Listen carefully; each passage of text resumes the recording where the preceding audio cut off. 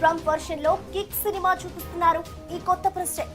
Trump 2.0లో తీసుకుంటున్న extra large నిర్ణయాలకు అందరూ ముక్కున వేలేసుకుంటున్నారు. నేను ఒక్కసారి చెబితే 100 సార్లు చెప్పినట్లే అన్నట్లు ఎన్నికల ప్రచారంలో చెప్పినట్లే అమల్లోకి తీసుకొచ్చే ప్రయత్నం చేస్తున్నారు ట్రంప్.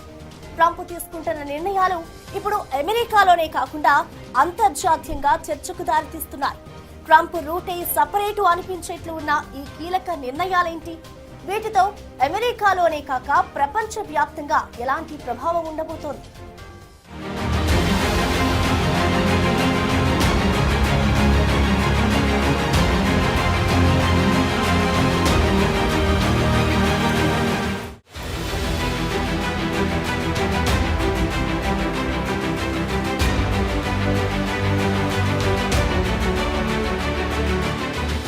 ట్రంప్ చేయేస్తే ఏదైనా సంచలనం అవుతుంది అన్నట్లుంది ట్రంప్ వ్యవహార శైలి. యునైటెడ్ స్టేట్స్ ఆఫ్ అమెరికాకు ప్రెసిడెంట్ గా రెండోసారి గద్దెనెక్కిన డొనాల్డ్ ట్రంప్ ప్రమాణ స్వీకారం చేసిన మొదటి రోజు నుండి తన మార్క్ పాలన మొదలుపెట్టారు. పదవి చేపట్టక ముందు నుండి తన స్టైల్ పరిపాలన ఎలా ఉంటుందో స్పష్టత ఇచ్చారు ట్రంప్. తన టీంలో తీసుకున్న వ్యక్తుల నుండి జాతీయంగా అంతర్జాతీయంగా ఆయన ప్లాన్ ఏంటూ మొదటి రోజే ఆల్మోస్ట్ అర్థమయ్యేలా చేశారు. అమెరికాను అగ్రరాజ్యంగా నిలబెట్టడానికి ఎంత దూరమైన వెళ్లడం, ఎలాంటి వివాదాస్పద నిర్ణయాలైనా తీసుకోవడానికి వెనకాడననే విధంగా ప్రెసిడెంట్ ట్రంప్ దూకుడు ప్రదర్శిస్తున్నారు. గత 20 సంవత్సరాల అమెరికా రాజకీయ చరిత్రలో అత్యంత ప్రజాదరణ పొందిన ఓటును గెలుచుకున్న మొదటి రిపబ్లికన్ డొనాల్డ్ ట్రంప్. ఇప్పుడు ఆయన మాటకు గాని ఆయన తీసుకునే నిర్ణయాలకు గాని దాదాపు అడ్డులేనట్లే. ప్రస్తుతం కోర్టులు తప్ప ఆయన నిర్ణయాలను ఆపేవారు ఎవ్వరూ లేరని చెప్పాలి. అలాంటి వాతావరణంలో ట్రంప్ ఏది చెబితే అది శాసనం. అందుకే సీట్ ఎక్కిన వెంటనే సంచలన ఎగ్జిక్యూటివ్ ఆర్డర్స్ పై సంతకాలు చేశారు.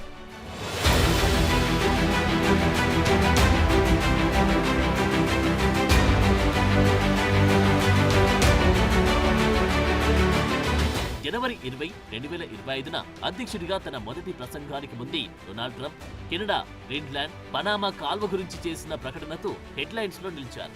పదవీ బాధ్యతలు స్వీకరించిన తర్వాత ట్రంప్ తన ముందున్న అధ్యక్షుల విధానాలను తిప్పికొట్టడం, తన మొదటి పదవీ కాలంలో చేపట్టిన చర్యలను పునరుద్ధరించడం వంటి వరుస నిర్ణయాలు తీసుకున్నారు. ప్రస్తుతం ఇది చాలా మందిని ఆందోళనకు గురి చేస్తోంది. ట్రంప్ సెకండ్ టర్మ్ పాలనలో అమెరికాలో కీలకమైన మార్పులు జరుగుతాయని ఆయన ఎగ్జిక్యూటివ్ ఆర్డర్లు స్పష్టంగానే చెప్పాయి.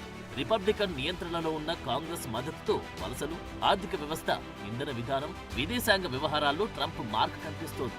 ముఖ్యంగా ఇమిగ్రేషన్, బోర్డర్ పాలసీ వ్యవహారంలో ట్రంప్ కఠిన వైఖరి ఇప్పటికీ సంచలనమైంది.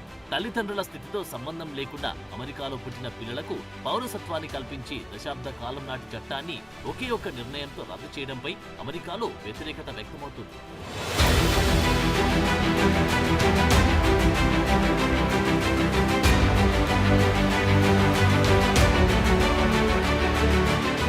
అమెరికాలో పౌరసత్వ హక్కును రద్దు చేస్తూ ట్రంప్ తీసుకున్న నిర్ణయాన్ని సవాల్ చేస్తూ యునైటెడ్ స్టేట్స్ లో 22 రాష్ట్రాల అటార్నీ జనరల్స్ కోర్టులో దావా వేశారు. ఈ నేపథ్యంలో ట్రంప్ ఇచ్చిన ఎగ్జిక్యూటివ్ ఆర్డర్ను సియాటిల్లోని ఫెడరల్ కోర్టు న్యాయమూర్తి తాత్కాలికంగా నిలిపివేశారు. రాజ్యాంగంలోని 14వ సవరణ, సుప్రీంకోర్టు గతంలో ఇచ్చిన తీర్పు అమెరికాలో పుట్టిన అందరికీ వచ్చి సిటిజన్షిప్ హక్కుకు రక్షణ కల్పిస్తున్నాయని వాషింగ్టన్, ఒరేగాన్, ఇలినాయస్, అరిజోనా రాష్ట్రాల వాదనల ఆధారంగా యుఎస్ డిస్ట్రిక్ట్ జడ్జ్ జాన్సీ కాఫ్నర్ సంచలన రూలింగ్ ఇచ్చారు. పేరెంట్స్ వలసలతో సంబంధం లేకుండా అమెరికాలో పుట్టే వారందరికీ సిటిజన్షిప్ లభించే విధానం ట్రంప్ రెండోసారి ప్రమాణ స్వీకారం చేసే వరకు ఉండేది. డొనాల్డ్ ట్రంప్ రెండోసారి ప్రెసిడెంట్ గా బాధ్యతలు స్వీకరించాక కార్యనిర్వాహక ఉత్తర్వుల ద్వారా జన్మతా పౌరసత్వ హక్కును రద్దు చేశారు. దీనిపై డెమోక్రాట్స్ పాలిస్తున్న 22 రాష్ట్రాలు 5 దావాలు వేశాయి. ఈ ఆదేశాలు 14 రోజుల పాటు తాత్కాలికంగా నిలిపివేస్తూ ఉత్తర్వులు ఇచ్చింది. అయితే దీనిపై కోర్టులో సవాల్ చేస్తామంటూ ట్రంప్ ధీమా వ్యక్తం చేశారు.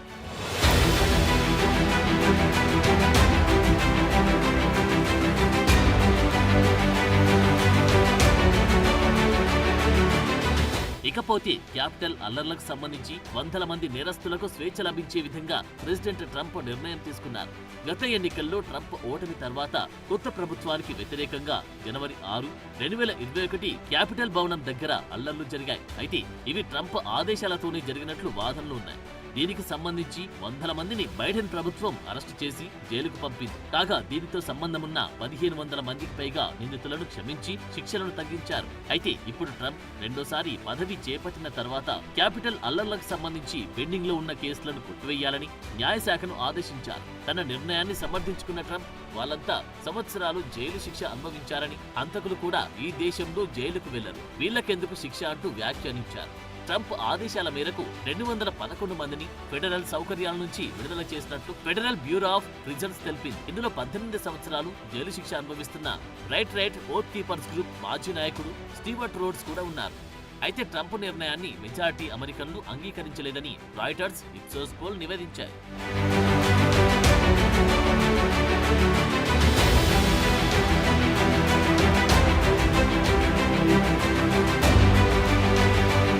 ఇక అమెరికాలో టిక్ టాక్ ను బ్యాన్ చేస్తారని ఎన్నికల సమయంలో చెప్పిన ట్రంప్ ప్రస్తుతానికి టిక్ టాక్ కొనసాగుతున్నట్లు నిర్ణయం తీసుకున్నారు. తన మొదటి పదవీ కాలంలో కూడా టిక్ టాక్ ను నిషేధించే ప్లాన్ కు మద్దతిచ్చారు. అయితే ఇప్పుడు ట్రంప్ తన వైఖరిని మార్చుకున్నారు. ఈ short form video posting platform ను విక్రయించడం లేదా నిషేధించడానికి అవసరమయ్యే చట్టం అమలును 75 రోజుల పొడిగించే ఎగ్జిక్యూటివ్ ఆర్డర్ పై సంతకం చేశారు. దీనిపై తన మనసు ఎందుకు మార్చుకున్నారని అడిగితే టిక్ టాక్ ను వినియోగించుకోవాలని అనుకుంటున్నామన్నారు. ఇక ఈ 75 రోజుల్లోపు అమెరికాలోని టిక్ టాక్ ను ఎవరైనా కొనుగోలు చేయాలని కూడా ట్రంప్ సూచించారు. అలాగే యుఎస్ లో టిక్ టాక్ యాప్ ప్లాట్ఫామ్ కొనసాగింపునకు ట్రంప్ తో టిక్ టాక్ యాజమాన్యం బైటెడాన్స్ ఒప్పందం చేసుకుంది. కాగా భద్రతా కారణాల దృష్ట్యా అమెరికాలోని టిక్ టాక్ లో 50% వాటాను ట్రంప్ కోరారు. ఇక అధ్యక్షుడిగా బాధ్యతలు చేపట్టిన వెంటనే టిక్ టాక్ నిషేధం ఎత్తివేస్తూ ఎగ్జిక్యూటివ్ ఆర్డర్ జారీ చేశారు.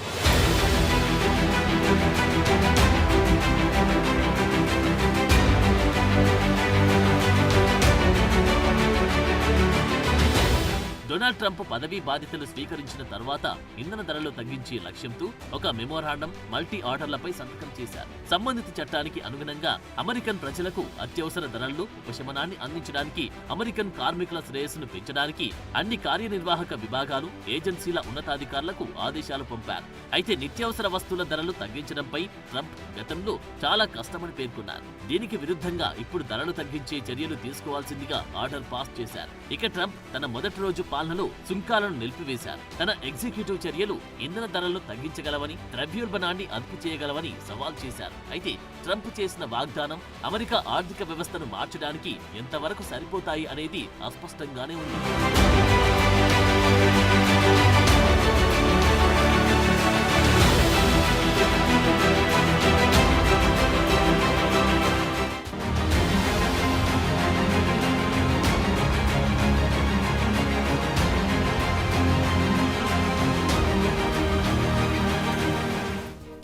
ట్రంప్ టైం మొదలైతే ఎలా ఉంటుందో ప్రపంచానికి రెండోసారి రుజువు చేస్తున్నారు డొనాల్డ్ ట్రంప్. దేశీయ విధానాల నుండి విదేశీ వ్యవహారాల వరకు తిరగమూత పెట్టడం ప్రారంభించారు. అమెరికాలో మరణ శిక్షను మళ్లీ తీసుకురావడమే కాకుండా ప్రపంచాన్ని కాపాడాలనుకుంటున్న పారిస్ ఒప్పందం నుండి బయటకొచ్చేశారు. అమెరికాను ఆర్థిక సమస్యల నుండి బయట పాడేస్తానంటూ ఫెడరల్ ఉద్యోగాల నియామకాలనే రద్దు చేశారు. ఎన్ని అడ్డంకులున్నా అనుకున్నది చేయడంలో ట్రంప్కు ఎవ్వరూ సాటి కాదనే విధంగా నిర్ణయాలు తీసుకుంటున్నారు.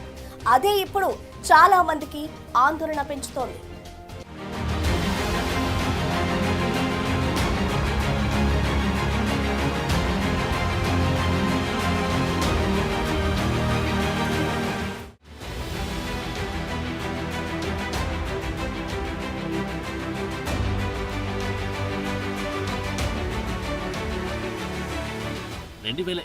డిసెంబర్లో ఫాక్స్ న్యూస్ కి ఇచ్చిన ఓ ఇంటర్వ్యూలో ట్రంప్ ఒక మాట అన్నారు. పోస్ట్ అడిగిన ప్రశ్నకు సమాధానమిస్తూ తాను నిరంకుశ పాలకుడిగా ఉంటానన్నారు. అయితే అది పదవిని చేపట్టిన మొదటి రోజు మాత్రమే అని కూడా స్పష్టం చేశారు. చెప్పినట్టుగానే మొదటి రోజే డజన్ల కొద్దీ ఎగ్జిక్యూటివ్ ఆర్డర్లపై సంతకాలు చేశారు. అందులో అమెరికాలో మరణశిక్ష పునరుద్ధరించడం ఒకటి.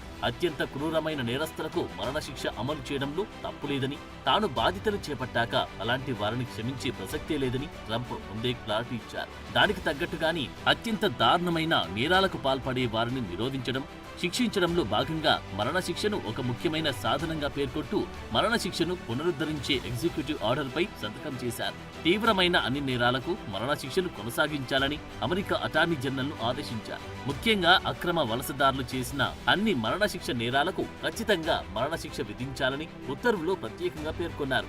నిజానికి అమెరికాలోని 50 రాష్ట్రాల్లో 23 రాష్ట్రాలు మరణశిక్షను రద్దు చేశాయి. మరో 6 రాష్ట్రాలు తాత్కాలికంగా నిలిపివేశాయి. మిగతా రాష్ట్రాల్లో మరణశిక్ష అమలవుతోంది. అయితే ట్రంప్ ఆదేశంతో ఇకపై అలాంటి నేరాలు చేసే ఫెడరల్ ఖైదీలకు ఉరి తప్పదు.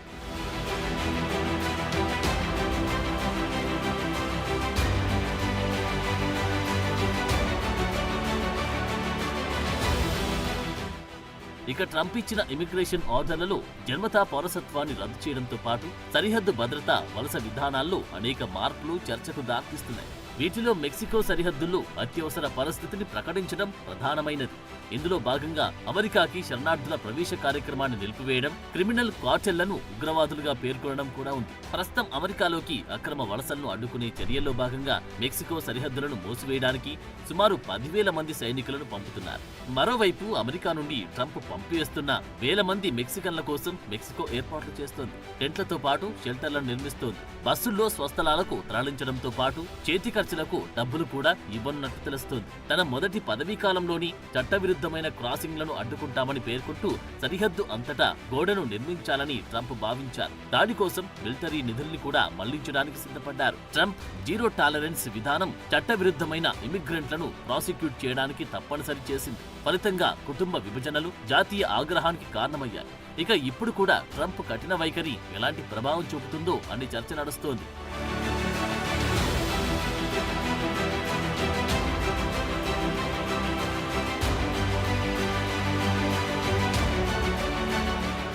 అమెరికాను గ్రేట్ గా నిలబెట్టడానికి అమెరికాను సైతం బలి చేస్తాను అనే విధంగా ట్రంప్ వ్యవహరిస్తున్నారు. దీనికి పెద్ద ఉదాహరణ పారిస్ ఒప్పందం నుండి వైదొలగడం. భూమిపైన జరుగుతున్న విపరీత మార్పులకు కాలుష్యమే కారణమని శాస్త్రవేత్తలు నెత్తి నోరు కొట్టుకుంటుంటే ట్రంప్ వాళ్ళను ఎగతాళి చేశారు. పైగా గ్లోబల్ వార్మింగ్ కు కారణమైన బొగ్గు, చమురు, సహజ వాయువుల నిక్షేపాలను వెలికితీసి అమెరికా ఆర్థికాభివృద్ధికి వినియోగించడమే తన లక్ష్యమని ప్రకటించారు. ప్రపంచాన్ని మింగేస్తున్న వాతావరణ మార్పులను తాను అంగీకరించట్లేదని, అమెరికా ప్రయోజనాలు తనకు ముఖ్యమని వ్యాఖ్యానించారు. అయితే ఇటీవల లాస్ ఏంజల్స్ ను బూడిద చేసి లక్షల కోట్ల నష్టానికి కారణమైన కార్చిచ్చు కూడా ట్రంప్ మనసును మార్చలేకపోయింది. పదవి చేపట్టిన మొదటి రోజే పారిస్ వాతావరణ ఒప్పందం నుండి వైదొలిగి ఆర్డర్ను తీసుకొచ్చారు. పారిస్ ఒప్పందం నుండి ట్రంప్ వైదొలగడం ఇది రెండోసారి. ఇప్పుడు ఈ చర్య అంతర్జాతీయంగా వాతావరణ నిపుణులను ఆందోళనకు గురిచేస్తోంది.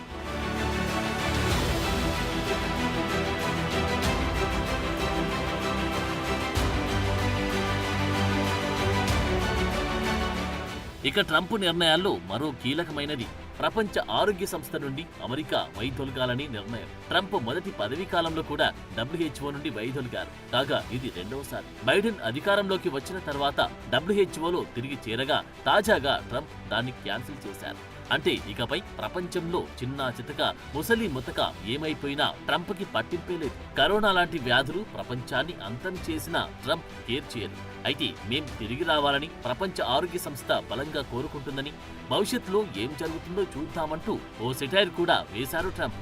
ఐక్యరాజ్య సమితి సభ్య దేశాలతో పోల్చి చూసినప్పుడు అమెరికా ప్రపంచ ఆరోగ్య సంస్థకు భారీ మొత్తంలో చెల్లింపులు చేసిందని, ఇది చాలా అన్యాయమని, అమెరికా వైదొలగడానికి ఇది కూడా ఒక కారణమని ట్రంప్ తన ఆదేశాల్లో పేర్కొన్నారు. అయితే ప్రపంచ ఆరోగ్య సంస్థను వీడాలనే ట్రంప్ నిర్ణయాన్ని ఆరోగ్య రంగ నిపుణులు తప్పుపడుతున్నారు. ఇది అమెరికా ఆరోగ్య రంగంపై ప్రభావం చూపే అవకాశముందని హెచ్చరించారు. మలేరియా, టీబీ, ఎయిడ్స్ వంటి జబ్బులను ఎదుర్కోవడంలో సాధించిన పురోగతిని ఈ నిర్ణయం తలకిందులు చేసే ప్రమాదముందని కొందరు నిపుణులు ఆందోళన వ్యక్తం చేస్తున్నారు.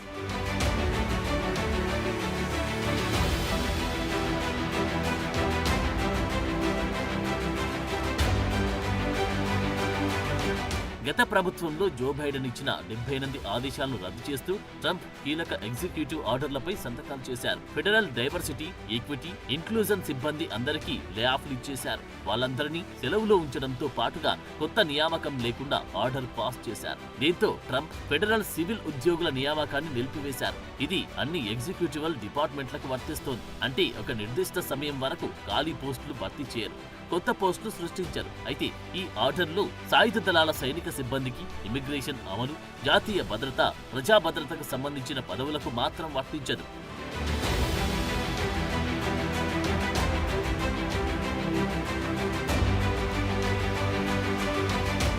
ఒక విధంగా ట్రంప్ చర్యలు అపరిమితంగా ఉంటాయి అనడంలో సందేహం లేదు. బైడెన్ కాలం నాటి చాలా కార్యనిర్వాహక ఆదేశాలు, చర్యలు, మెమోరాండాలను రద్దు చేయడమే కాకుండా చివరికి ఎల్జీబీటీక్యూ సమానత్వాన్ని ప్రోత్సహించి పలు కార్యనిర్వాహక ఉత్తర్వులను కూడా రద్దు చేశారు. ప్రభుత్వ వైవిధ్య కార్యక్రమాలను ముగించాలని డిక్రీ చేస్తూ కొత్త వాటిని జారీ చేశారు. ట్రంప్ తన కార్యనిర్వాహక ఉత్తర్వు ద్వారా అమెరికా పురుష, స్త్రీ అనే 2 లింగాలను మాత్రమే గుర్తిస్తుందని, ఏ వ్యక్తి లింగం మారదని కూడా ప్రకటించారు. ఇక ఇలాంటి చాలా వివాదాస్పద ఆదేశాలు ట్రంప్ 2.0ను మరింత ఆసక్తికరంగా, అంతకు మించిన ఆందోళనకరంగా మార్చాయి. అయితే ట్రంప్ ఎజెండా తన మద్దతుదారులను ఉత్తేజపరిచినప్పటికీ అందులో చట్టపరమైన అడ్డంకులు, లాజిస్టికల్ సంక్లిష్టతలు భారీ సవాలుగా మారతాయి అనడంలో సందేహం లేదు. అలాగే రాజకీయ ప్రత్యర్థుల నుండి ప్రతిఘటనలు మరింత పెరుగుతాయి. మరి రాబోయే రోజుల్లో ట్రంప్ రూటు ఏ గమ్యాన్ని చేరుకుంటుందో, అమెరికాను ఎటువైపు నడిపిస్తుందో వేచి చూడాల్సిందే.